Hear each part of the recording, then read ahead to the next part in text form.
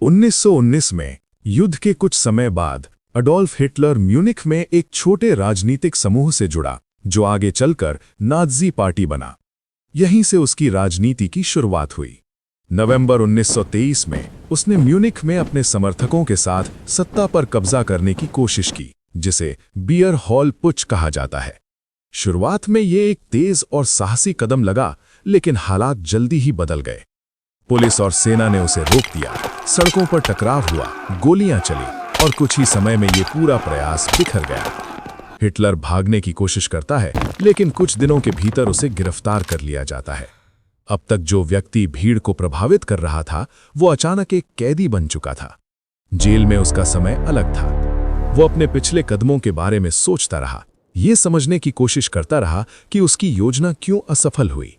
इसी दौरान उसने अपनी किताब माइन कैंप्फ लिखी, जिसमें उसने अपने विचार, अपनी सोच और भविष्य की योजनाओं को विस्तार से रखा।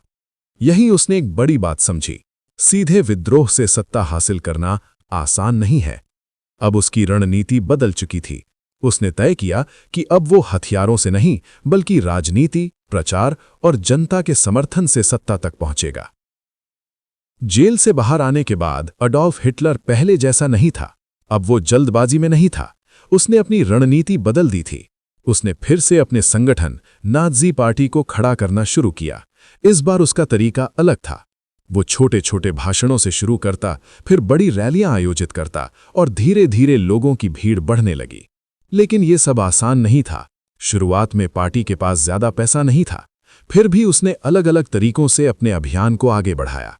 समर्थकों से दान जुटाए गए। कुछ व्यापारियों और उद्योगपतियों ने भी समर्थन दिया, क्योंकि उन्हें लगता था कि वो देश में स्थिरता ला सकता है। पार्टी ने पोस्टर, अखबार और प्रचार सामग्री तैयार करवाई। उसने प्रचार को एक हथियार की तरह इस्तेमाल किया। हर भाषण में वो लोगों के गुस्से, डर और निराशा को छूता और फिर खुद को एक ऐसे व्यक्ति के रूप में पेश करता जो सब बदल सकता है। उसकी एक खास बात थी, वो भीड़ को पढ़ना जानता था। कब धीरे बोलना है, कब गुस्से में आना है, कब रुकना है, वो ये सब समझ चुका था। धीरे धीरे उसका प्रभाव बढ़ता गया। फिर 1929 में आर्थिक संकट आया। देश फिर से बेरोजगारी और गरीबी में डूब गया। ये वही मौका था जिसका वो इंतजार कर रहा था। अब उसके भाषण और ज्यादा लोगों तक पहुंचने लगे। उसकी पार्टी तेजी से बढ़ने लगी। कुछ ही सालों में वो एक छोटे नेता से पूरे देश में पहचाने जाने वाला चेहरा बन गया। उसने अपने भाषणों में लोगों को ये विश्वास दिलाया कि वो देश को बदल सकता है।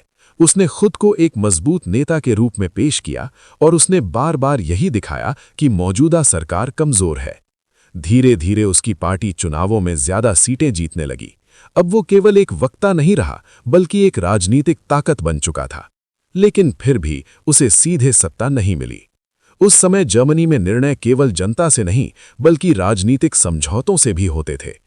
कुछ बड़े उद्योगपति और प्रभावशाली लोग ये मानने लगे कि हिटलर को सत्ता में लाने से देश में स्थिरता आ सकती है। उन्हें लगा कि वे उसे नियंत्रित कर पाएंगे।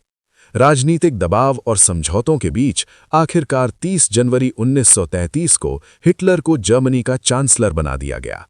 ये सिर्फ एक पद नहीं था, ये वो दरवाजा था जिसके बाद उसने धीरे धीरे पूरे देश पर नियंत्रण हासिल करना शुरू कर दिया। चांसलर बनने के बाद हिटलर ने इंतजार नहीं किया। उसने तुरंत समझ लिया था कि सिर्फ चांसलर बनना काफी नहीं है, पूरी सत्ता उसके हाथ में होनी चाहिए। उसने अपने विरोधियों को एक एक करके हटाना शुरू किया। जो उसके खिलाफ बोलते थे उन्हें गिरफ्तार करवाया गया या चुप करा दिया गया। लेकिन वो सिर्फ विरोधियों को हटाने तक नहीं रुका। उसने ये भी तय किया कि लोग क्या देखेंगे, क्या सुनेंगे और क्या सोचेंगे। उसने मीडिया को अपने नियंत्रण में लिया। अब उसकी बात ही हर जगह दिखाई और सुनाई देने लगी। उसकी भाषण शैली, उसका आत्मविश्वास और उसका नियंत्रण, सब कुछ अब पहले से ज्यादा मजबूत हो चुका था। धीरे धीरे उसने ऐसे कानून बनवाए जिनसे उसकी शक्ति और बढ़ती गई और लोगों की आज़ादी कम होती गई। अब फैसले संसद या जनता नहीं, बल्कि वही लेने लगा था। उसने अपने आसपास ऐसे लोगों को रखा जो उसके आदेश पर बिना सवाल किए काम करते थे।